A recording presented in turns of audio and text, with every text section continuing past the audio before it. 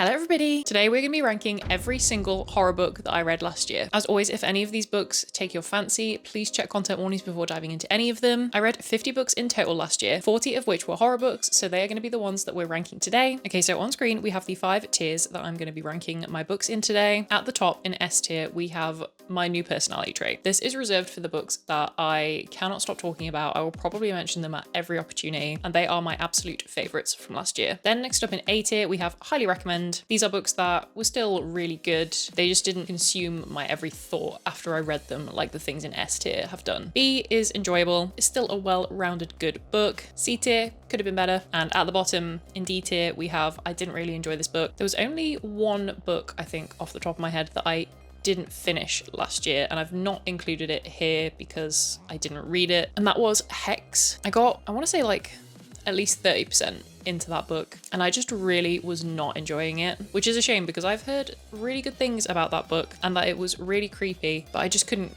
get on with it. Then here at the bottom, obviously we have all 40 horror books that I read last year. The other 10 out of the 50 books that I read last year were either not horror or they were Goosebumps books, which are horror. I'm reading or aiming to read all of those books, even though there's like 600 of them or something, which is ridiculous. But I'm starting out by reading the original. I think there's like 60 of them. So I'm not including the Goosebumps here because they're gonna get their own tier ranking list eventually. So let's start with the rankings. I'm gonna go in chronological order. And the very first book that I finished last year was Nosferatu by Joe Hill. And that is very easily going to go at an A tier. Nosferatu is really long. It is like 700 pages. But the thing about it was that I wasn't bored at any point, which I think is quite impressive. It's the first Joe Hill book that I've ever read. If you're not familiar, it is like a Christmas horror book, and since then, because I enjoyed Nosferatu so much, I've also picked up Heart-Shaped Box, which I'm hoping to get to very soon. Then we have Incidents Around the House by Josh Malerman. I'm putting that at a C tier. I remember seeing this at the time being quoted as like one of the scariest books, and I cannot argue that the entity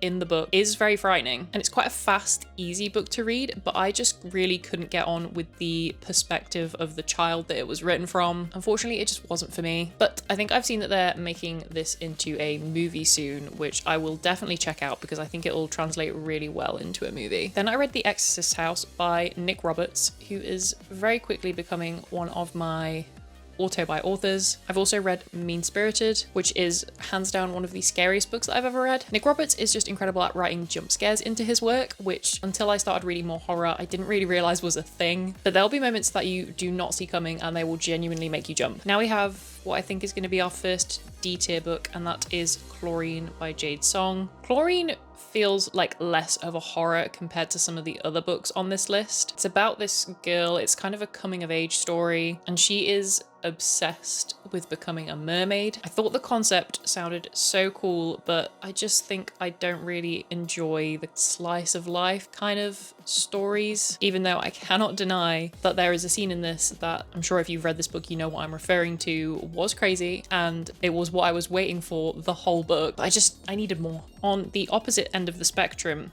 we have an S tier book because I immediately after that read The Lamb by Lucy Rose, and that is one of my favorite books that I read last year. I read it near the start of last year and I'm still thinking about it now. The Lamb is essentially about a mother and daughter who live in a kind of remote location in the Lake District, and they are cannibals. I'm discovering that I just really love people using cannibalism as a metaphor for other things like love and grief in horror. This is also Lucy Rose's debut novel, and she absolutely smashed it. It's incredible. It's very beautifully written, and it also made me very emotional. The Last House on Needless Street, A tier. This was a really good thriller. From what I remember, it started out a little bit hard for me to grasp because you're reading from different perspectives, one of which includes a cat, but I very quickly got into the flow of it and I absolutely loved unraveling the mystery in this one. It had twists that I did not see coming, and I love when a twist can surprise me. Then we have Slewfoot by Brom, another S tier. This one is set in colonial New England and it's about witchcraft and forest spirits and female revenge. The end of this book really just is like a good for her moment, and it is also filled with these absolutely gorgeous illustrations that are done by the author themselves, and I just really love the whole vibe and setting of that book. The next thing that I read that came highly recommended to me is Brother by Anya Alborn, and I'm also going to put that at an A tier. Don't worry, I will not be ranking everything in A tier, by the way. Brother was the second Anya Alborn book that I read. The first one was Seed, which I absolutely loved. Brother, I was told, was super disturbing. Don't get me wrong, it was really, really unsettling, really uncomfortable. The thing that I think blows people's mind with Brother is the twist. And unfortunately for me, I'm quite good at predicting twists, and the one in this, I unfortunately saw it coming, and I just think if I hadn't done that, it would have been an S tier. It would have blown my mind. So if you love a good twist, 100% recommend Brother. Then I read A House with Good Bones by T. Kingfisher, another one of my auto-buy authors. I have some of their absolutely gorgeous special editions on the shelf right behind me. I will never stop recommending T. Kingfisher books. I love them, especially as a beginner to horror, but A House with Good Bones is my least favorite book of hers that I've read so far. I just feel like compared to the Twisted Ones and the Hollow Places, A House with Good Bones has the least interesting plot to me. Oh yeah, I should have also disclosed this at the start. These are my personal opinions, so I don't want to offend anyone if you see your favorite book down in D tier. We all have our own differences in opinions and what we like and our tastes. So this is just what I think, and I hope you enjoy the video regardless of if we have differing opinions. Anyway, back to A House with Good Bones. If I had to choose the order in which I recommend T. Kingfisher's horror books, it would be The Hollow Places first, The Twisted Ones, then A House with Good Bones. But I will still be checking out whatever she writes next. Then another one of the scariest books of all time, The Exorcist.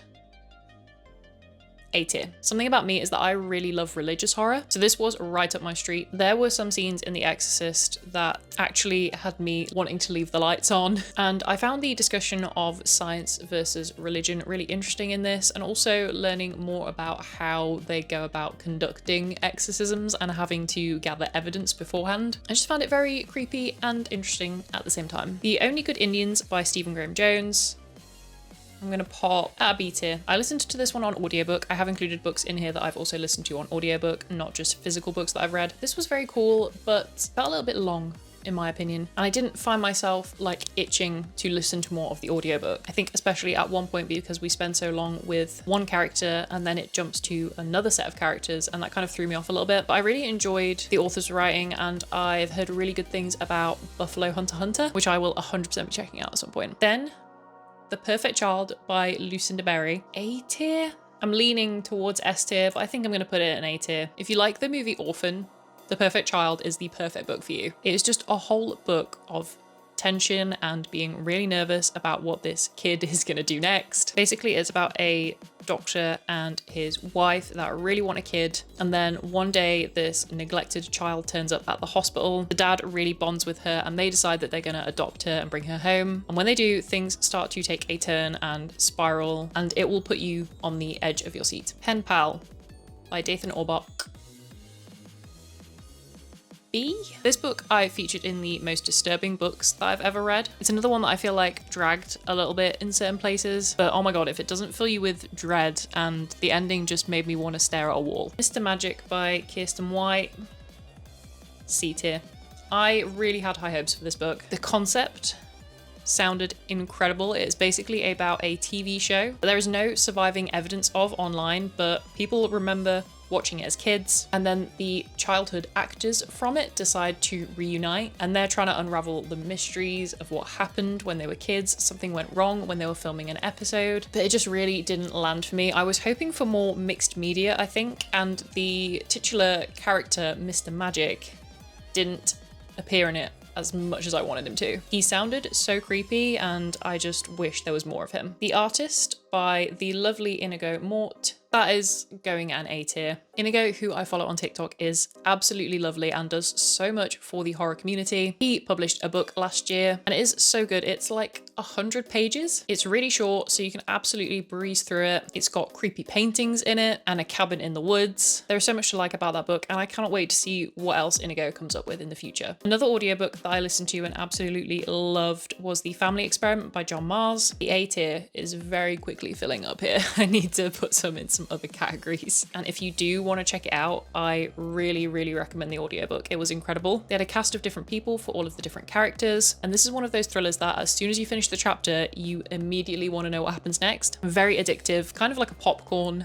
thriller, I think I would say. And this one is about a reality TV show where people have AI children, and I love reality TV shows, especially in horror, so this was exactly my cup of tea. I then checked out another manga by Junji Ito, and I'm gonna put Shiver at a B. I've read quite a few Junji Itos now, and Shiver I think is my least favorite. There are some absolutely standout stories in there, and then some that I didn't enjoy as much. How to Sell a Haunted House by Grady Hendrix. This was another audiobook that I listened to. It's going at a B tier as well. I really think there should be more puppets in horror, because the one in this was actually really creepy. Grady Hendrix is a author that I think is a great intro to the horror genre, and there were some things that happened in How to Sell a Haunted House that I did not see coming, but I didn't love it. I just liked it. The next book that I read, and that was sadly very disappointing for me, was Lost in the Garden. This book on paper had so many things going for it. It's kind of like an apocalyptic situation where there's like a endless summer. It's really hot all the time. There are these people wandering around that are kind of like zombies. If you go too close to them, they'll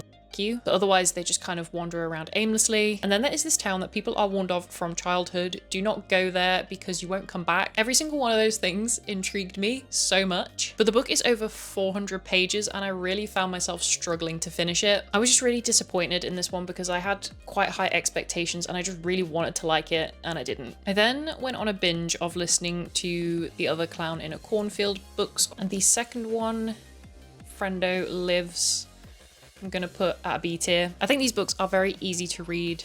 They're a lot of fun, but number 2 is my least favorite out of the whole series so far. And then number 3, The Church of Friendo, I'm gonna put at an A tier because I actually quite like the whole Church of Friendo thing. And I think there is a 4th book coming out, which I didn't realize. I thought the series was finished, but I will definitely check out a 4th one when it comes out. I've still yet to watch the Clown in a Cornfield movie adaptation though, so if any of you guys have watched that, please let me know your thoughts down in the comments. As we're about halfway through the video, if you're enjoying it so far, please subscribe. I would really appreciate it. Right, let's get back to the books. One of my go-to authors now at this point when I need a fun but gruesome book is David Sodergren. Rotten Tommy is going at an A tier. I feel like I'm being really precious about what I'm putting in S tier, but it takes something special for me to really, really love a book. And I know the feeling of a book when I'm obsessed with it. Rotten Tommy is going an A tier because this is kind of what I wanted Mr. Magic to be. This is another one about a kids TV show. A woman finds some videotapes in the walls of her mum's house. She watches them and then this creature, person, entity starts coming after her. Definitely check content warnings if you're going to read any of David Sodergren's work because they are gruesome, but he does write in a way that's so over the top that you almost have to laugh at it. Diavola by Jennifer Thorne,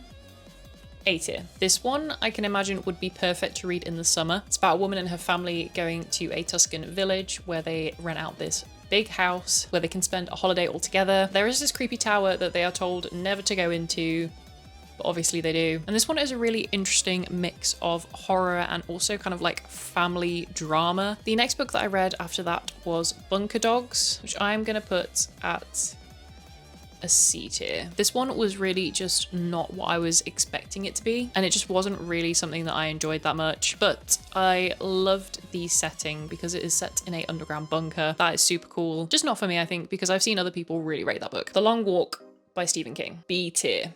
Surprisingly, for a book about a bunch of kids walking. If you have watched my ranking every horror movie that I watched last year, which if you haven't, please go do that, you will know that I love the Long Walk movie adaptation. I read the book in anticipation of the movie coming out because I was really looking forward to it. And I honestly think the movie, in my opinion, might be better than the book. I just think they did an incredible job adapting it, and the movie made me feel way more emotional. But I still thought for like 300 pages of just people walking, I was surprised how entertained I was. Okay, The Lamb and Slewfoot have been on their own up there for too long. We are gonna add Strange Pictures up there. If you've not heard me talk about this book before, I read it in 24 hours. It is so addictive. You are basically playing a detective, unraveling the mystery behind a bunch of drawings, and each of these drawings actually links together to form a much bigger story. It is some of the most fun that I've had reading a book in a long time. I was also very kindly sent Strange Buildings by the publishers to read before that comes out this year. And because of how much I enjoyed Strange Pictures,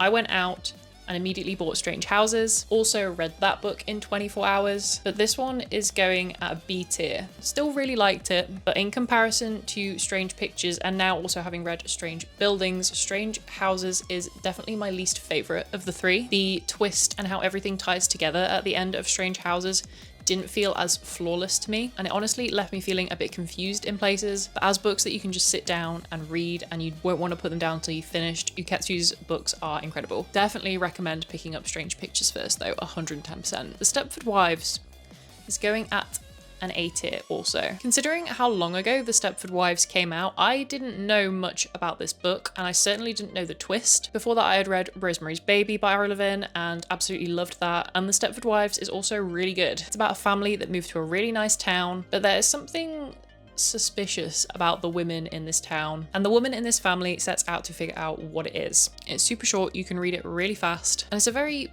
poignant and interesting read. Next we have Camp Damascus by Chuck Tingle, B tier.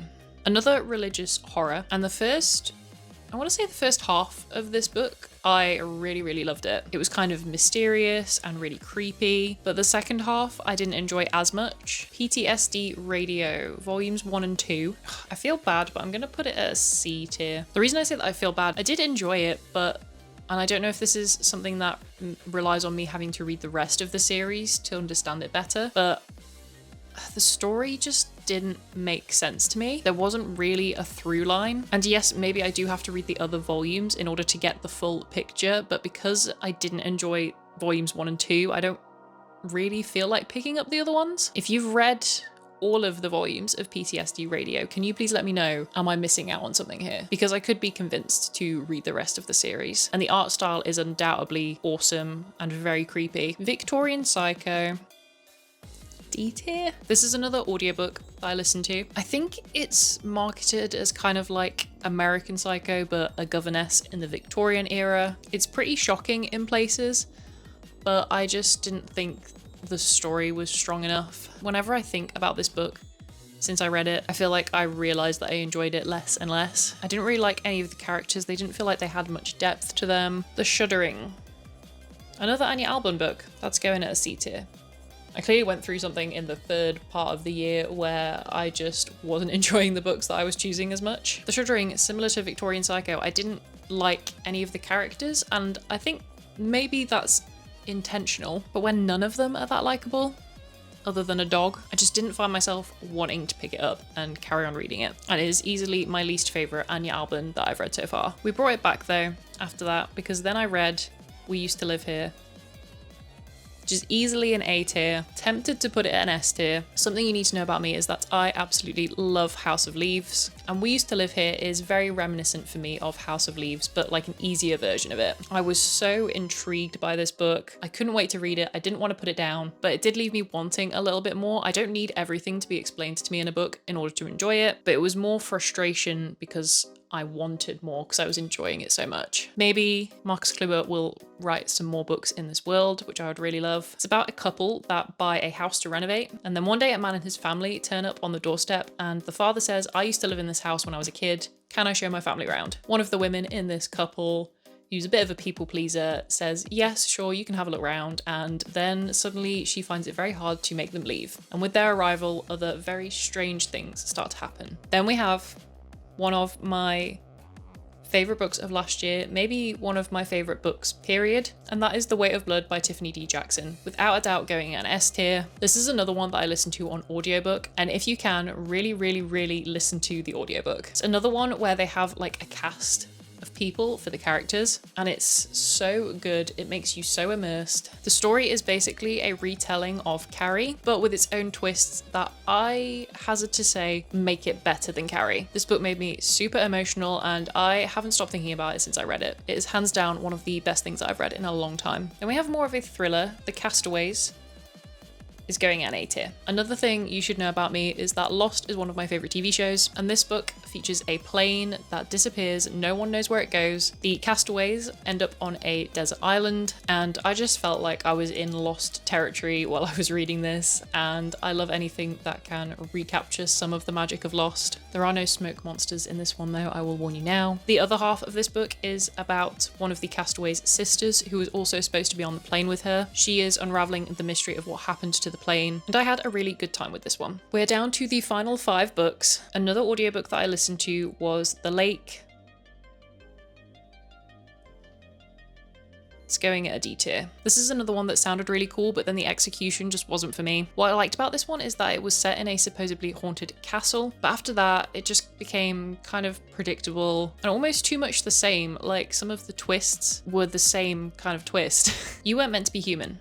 Another audiobook. I'm going to pop this one at a B tier. The audiobook was really cool because in this book there is kind of like a hive mind creature, and what they did with that in the audiobook was really cool. And when I first heard it, it genuinely was so creepy, but I just think I wanted a little bit more out of this book. It's got a lot of representation in it, which I think is really good, and the ending was wild, but there was just something that meant I didn't enjoy it as much as I wanted to. A Christmas book next. Hail Santa by John McNee is going at an A tier. If you like the movie Krampus, add Hail Santa to your reading list for Christmas. It's set in a little town that is being converted into a ski resort, and there is an ancient creature that is not happy about this change. It's got creepy kids in it, it's got body horror, and is perfect if you want some horror at Christmas time. I enjoyed it way more than I was expecting to. I was kindly sent this by John McNee, but like a couple of years ago, and I can't believe it took me so long to read it. I must apologize to the author for doing that, and I really regret waiting so long. The final two books, Blood on Her Tongue, B tier. The last audiobook that I listened to of last year. I've been on kind of a gothic horror binge at the minute and I'm really enjoying it. It is one of my favorite genres, but I've read like 3 or 4 books in a row now, all in that genre. Blood on Her Tongue is about 2 twin sisters, and one of them helps to uncover a bog body that has devastating consequences for one of the sisters. It was pretty good. I liked reading about the twin sister dynamic, but I do feel like that was one of the only characteristics of the sisters was how much they loved each other. Then lastly, we are finishing on a high. The Silent Companions is going at an S tier. The Silent Companions is basically about a woman that moves to her late husband's estate. She's sent there to see out the rest of her pregnancy, and once there, she finds a locked room which contains a creepy wooden cutout that is painted super realistically, and she thinks it kind of has a weird resemblance to her. And as you can imagine, really terrifying things start happening with this silent companion, as they're called. This is one of the few books of last year to genuinely creep me out. Similar to The Exorcist, like I said earlier, it made me not want to turn the lights off, and it will have you looking over your shoulder. I'm so happy that I picked up this book. It was a great way to end the year. I also recently found out that there's a sequel, or like a book that's set at the same estate, that literally came out last year, I think. I couldn't have timed it better myself, and I'm so excited to read that. I need more of the creepiness, and I'm also dreading it at the same time. So they are all of the horror books that I read last year, ranked from best to worst. If you have read any of these books, please let me know your thoughts in the comments. Thank you so much for sticking around and watching this video. I really appreciate it. Please subscribe if you want more. I'll see you next time. Bye.